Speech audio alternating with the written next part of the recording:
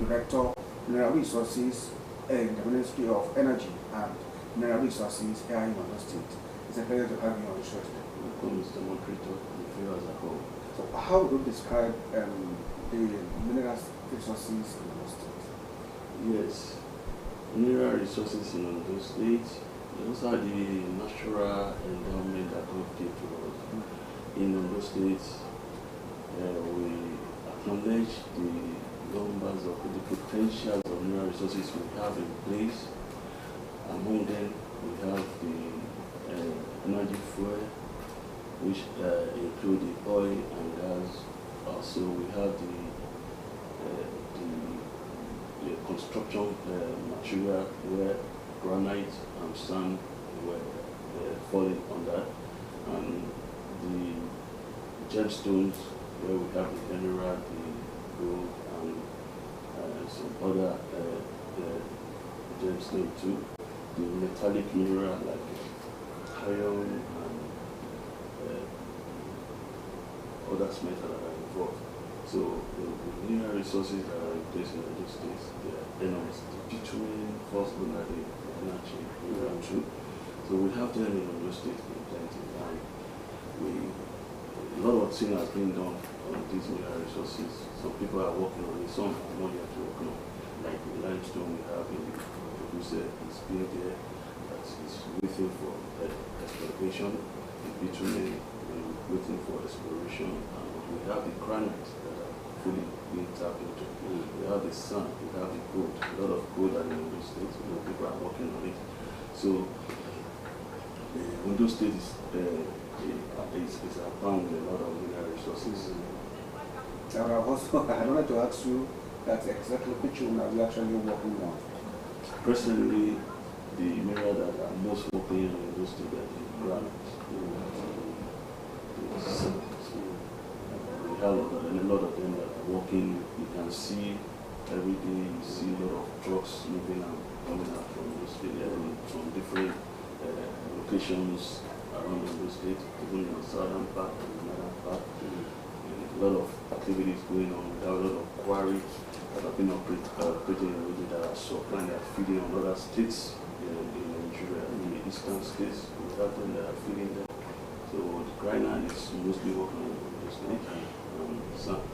The other mineral that could have been more using is nickel sand, but we have a Moroccan company that was using it before now, the glass sand. Yet we don't have a company using it at present. So, but we have a large quantity of using that too. So the bitumen is yet to tap in. Okay, I also know quite well that one of the issues that is also affecting investors is getting license from the federal government. What would you say is are you actually collaborating with the federal government in ensuring that the investors also have a license as quickly as possible for them to execute their work? Yes, it's good you ask that kind of question. The process of obtaining mining license is not difficult. It's only people are not that familiar with it. The bottleneck in getting license from federal mine has been removed. We have the mining cadastral office working exclusively on that. So if you go to their website, if you download, you pay their form, you fill their form, and pay the necessary fee, and within a short time, you will get it. The only thing that could be having issue is the issue of consent. Before we can get any mineral title, we need to get the consent of the landowner. Okay. It could be government land, it could be individual land, we call them free area. But maybe in the government reserve, you need to get the government consent before you can go to the mining cadastral office and apply for the required license you need. So it could be cumbersome sometimes to get the consent of individual maybe. But if part of what we do is we collaborate with investors. We help them to do the needful, whatever they need, we ensure we get them the required help. So we're creating the necessary environment to operate in the mining sector. So it's not a big deal. Getting a mining title is not a big thing. So if you just do the needful, you'll get it. Is it not this issue of the concept that you also mentioned, what is also giving rise to the legal menace we have all around? I also know that maybe we also have a few of them in the state. Yes, I will say, if I say the issue of illegal mining in Nigeria is a big phenomenon. On those days is no exception to it.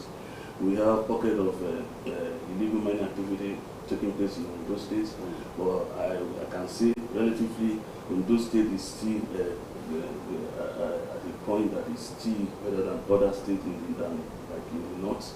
And even you take for example when we have the what's it called in the oil and gas industry, where we do normally have pipe banders or wherever the Niger Delta issue. In those states it's even peaceful among the Niger Delta states. So in talking about illegal mining, we relatively on those states is okay, but we have them. I can't say we don't. Recently we have reported cases at Udigo, Bature axis of the Oluwa Forest Reserve. A lot of activities going on. But actually, to say, with the collaboration of the ministry and the federal ministry and mines office and the security agency, we are able to tame most of the activity and suppressing them. So in those days we can say we're still okay. You were also in the news lately. Oh. You beginning to criticize. What exactly was the problem? Yes, we were at Igobeni. The issue is just that it's a reported case of dredging of sand.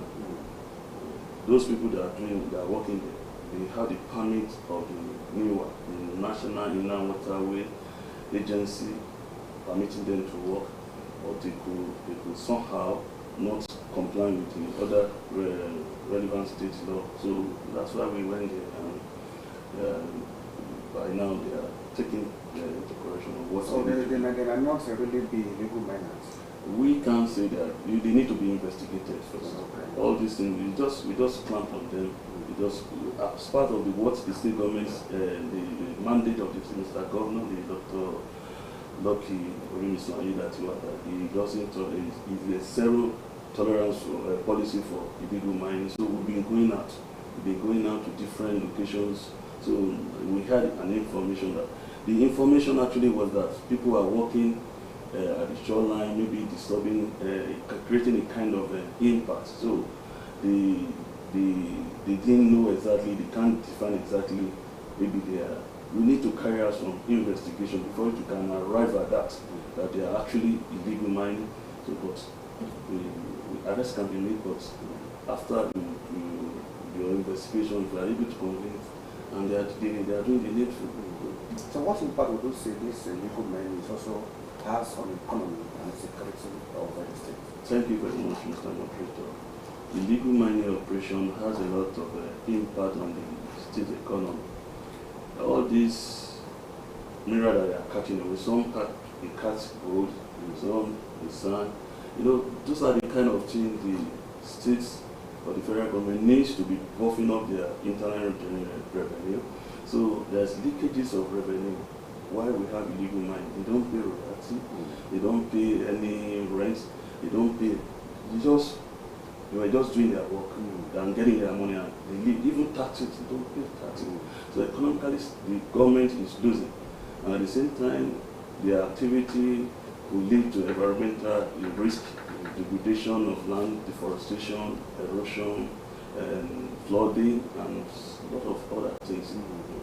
So would you say you have any enforcement or task force that is actually going against these illegal miners? Because we also know what has happened in our neighboring states, to be specific in Osun State, or knew what happened there when illegal miner went there and destroyed so many things, including properties. What is happening in Osun State is what we are preventing in those states. The governor of Ondo State has seen this and is just trying to put in place the necessary measure. A lot of thanks to Mr. Governor. He constituted the illegal surveillance mining task force. We have a task force on ground, illegal mining task force on ground, and he has provided for the operation of this illegal task force the approval of 3 e-loss vehicles to run the affair. And so far so good. we've been working, we've been collaborating with Federal Ministry of Solid Mineral, we've been collaborating with the Security Agency, sometimes the Civil Defense, the Amotekun, and we've been working seamlessly to arrest this situation. So it's a big thank to Mr. Governor. How efficient would you say this task force is? When you take a look at the gold issue we will have that Akoko area lately? I'm not aware of any illegal gold mining in Akoko area. Okay. Yes, I can talk in terms of the deforestry side. We have pocket of reports there. Personally, there's camp. So how efficient would you say the task force is? Yes, we are very efficient. Despite this support from the state government. Yes, we are very efficient, but there's no how we still have challenge. Sometimes we'll be having funding challenge, sometimes it will be difficult to access funds easily because you want to go on operation immediately, you need some readily available money on ground. So aside that, we've been getting the required support from the state government, and each time we report that kind of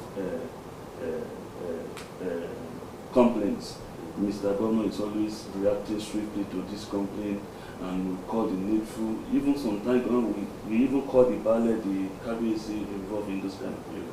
So he's been doing a great work in that respect. So let's look at the economic contribution. How much does the mining sector currently contribute to your state's internally generated revenue? Yes, I might not be able to give you the figure and the percentage of the revenue, but I can boldly tell you that recently the mining has been contributed tremendously to the IGR boosting, the boosting of IGR of the state. We have an engagement with them. Even there's at a point we look at maybe optimizing revenue in the mining sector. A lot of things that we think in the ministry we might not have the capacity to do. We look for engage a consultant to drive that, and it's in collaboration with the PR. So we were working hand in hand with them, and we've been generating revenue. Even this first quarter, I can assure you that we have met the 2024 budget targets that we have in the ministry. We can check, verify that. Aside this financial accruing to the purpose of the state, in terms of employment generation, would you say the mining industry is also doing well? Yes, in the mining industry, we have a lot of people coming into the mining industry right now because especially in the state. Yes, the situation is changing. From my record, the application we have attended to and maybe sent above to federal that have been approved is increasing. I will not be able to give the figure, the exact figure right now. This approval have been generating a kind of direct and indirect employment. They employ people to work at the mining sites, mining operators, and some people are doing security, some people, a lot of work are within the mining space, and indirectly it's creating a job for those that are value chain. You can bring your business you do with the mining industry. So it's actually boosting the mining, the employment generation of the state. Recently we talked about the consent from the landowner, from the community. So what would you say should be the collaboration between the federal government, the state government, and the communities? It has been fantastic. Community, in a way, recently, before now, there's an issue with the community issuing consent to investors. Some are doing it wrongly, some are getting a consent from individuals that are not the landowner. And even in the government reserves, we have some people that are approving consent for investor on government land. At the point when it gets to a stage where they have to start operation, we discover this. So we've been working, we've been engaging with the community, with individuals, the landlords and the buyers, that whatever this consent are going to be issued, the state government should be in the know of this concept. And mostly, even these companies that are coming, we need to profile them. We do profile them. So when they get the consent, they finally get their mining title before we profile them. You know, the issue of unnecessary excavation, maybe the insecurity issue, we need to put them, we need to know them. So even the consent that are being issued, we need to know to verify the exact land. Even if it's a free. To ensure that they're also getting it from genuine land. Genuine land. Okay. Their new land. So let's look at the environmental and social impact. What environmental controls are in place to prevent land degradation, water contamination, and other side effects of mining? Yes. In Nigeria Constitution and in the law of industry, we have what we call the environmental protection. And even the EIA Act of Nigeria, there is no project that you want to embark. You need to carry out an EIA to give a potential impact and public provide a mitigation measure to that project. So before a project could take place, EIA needs to be taken into consideration. It is a study, it's a wide study that we take in the rainy in the 2 seasons, the dry and the rainy season, to know the impact. We take the base data of that very place that we are working. We know the vegetation, we know the water quality, we know the air quality before you start work.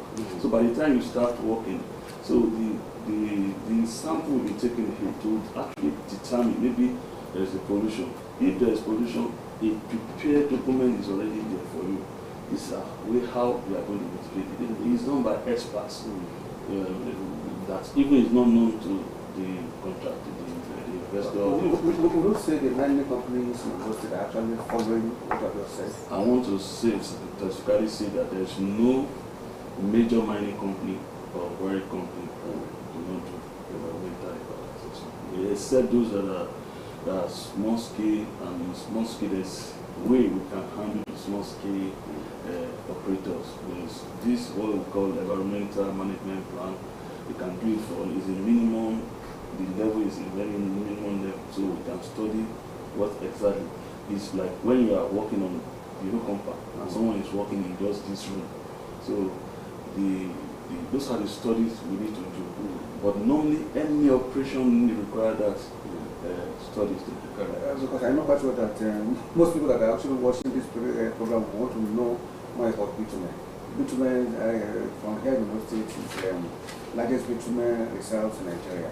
What's the current status of exploitation or development in that axis of bitumen? Till now, governments, day in, day out, federal government, the state government have been doing a lot to make it happen. For if bitumen is actually working in Nigeria, there's a lot of money, revenue, diversification of the economy to the states and the federal government. They've been doing a lot of things. Before now, preliminary studies have been carried out on bitumen, whereby we arrive at we have about 42 billion metric tons of bitumen in those states. 42 billion metric tons of bitumen. That's why we are able to say that Ondo State had the highest percentage of bitumen in Nigeria, even in Africa. And Nigeria is rated 6 in globally. So if there are a lot of research have been, if detailed exploration on this one has been carried out, the 42 billion is just a peanut. We have more. So why is it taking so long? This bitumen that was discovered in 1900 here in the States. Bitumen exploitation is capital intensive. The amount of money you spend in exploration and production of oil and gas is just a minimum beside bitumen. You can spend times 3 of what you spend on bitumen on oil and gas. So you can see people doing oil and gas. That should not be difficult for government, even when you consider the byproduct from bitumen. Government cannot do it. It's a very big business. I work for the state government, and by virtue of my profession, I've been posted outside the public service to work with the company, TAN or oil and gas, where we have two oil block.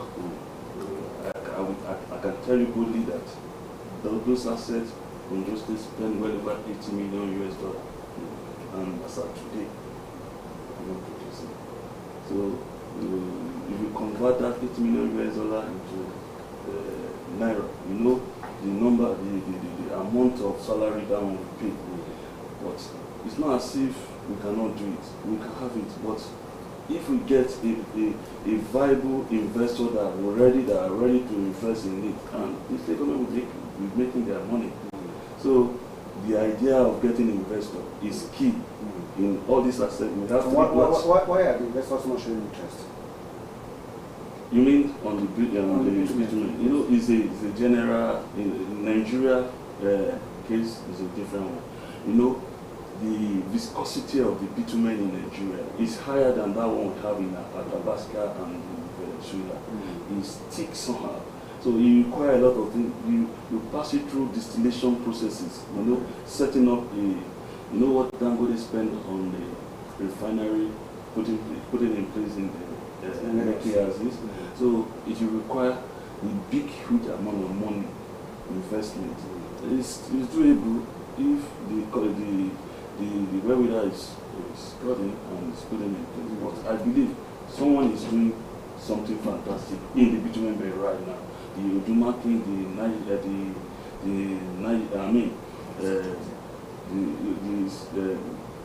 I'm forgetting the name of the company right now. Okay.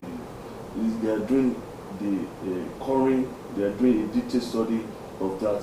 The very block given to them, they are doing a lot of detailed exploration on that right now. Exploration? Yes. Okay. They are not mining yet.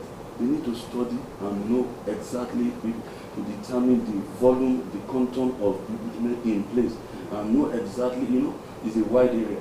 You know exactly where you are going to be working. Because of our time, let me quickly ask two questions. When exactly should we expect that exploration to come on board? And again, the issue of haulage trucks, not using tarpaulin, what is your ministry doing about that? Yes, I will start with the haulage truck. Recently, the ministry in their operational guidelines, you know, we are being guided by the Nigerian Mineral Mining Act 2007, but in a way, it's a federal law, but in a way, we are trying to work in line with the heart, or we have some area that we can concentrate more, like the issue of mandatory use of tarpaulin on all haulage truck in those states. You can't go to Lagos and see a truck carrying sand or stone without covering. In the advanced country, you see that. So in Ondo State, we don't want to tolerate that. And by Monday, I think the real enforcement is going to take place. Next Monday? Yes. Okay. Yes. We've been telling them we're engaging with the youth care, the lorry owners, we've been working with them, we've been engaging with them, and they are aware. So anyone that doesn't have that, so it's going to pay penalty. You know, it's going to charge them. It's going to have some penalty. So, and the consultant, there's a consultant particularly in charge of that, the state government that's giving that to work, and he has a way of reaching out to them. Through jingle, we'll be hearing the contact with the T-shirt. We do that. So, think like what the other question? The bitumen, when should we expect it to start? Yes, as soon as everybody wants to get that. Yes, as soon as we are able to carry out detailed exploration, if that one is done, investor will be flying at it. They will be coming out. They'll be willing to invest in it. And thank God, someone is already working on his work. And if that one is done, the state government, it will be easy for other people to come into the state government blocks and work on that and get that too. It's capital intensive, but I know it's doing soon. I believe that. So what would you say is the priority in terms of mining development in the next 2, 3, 5 years? Yes, talking in terms of that, we believe that we should have a detailed data on all mineral resources in Ondo State, that whereby investor can come to us and get information and take a decision of what to do with their investment, as well as we continue to work on phasing out illegal mining industries. So with all those. So what would be your message to the illegal miners? No, they should go and legalize their operations. We don't want them to leave. Come, let's profile you. Go and obtain your license. Then you start doing your work. It's easy. Nothing. There's no big deal about that. So instead of you cutting away the gold and the other minerals, formalize your document. Go and obtain your mining title in small scale work, and you start operating. Nobody will be chasing you. About 30 minutes of that, I've been speaking with Mr. Abiodun Jones, Director of Mineral Resources in the Ministry of Energy and Mineral Resources, and also together with taking a look at Ondo State hidden wealth, exploring untapped mineral resources in Ondo State. It's a pleasure having you on the show today. Thank you very much. That's what is going to be on the show today. Join us on Friday for another one. Only and is my name. Good morning.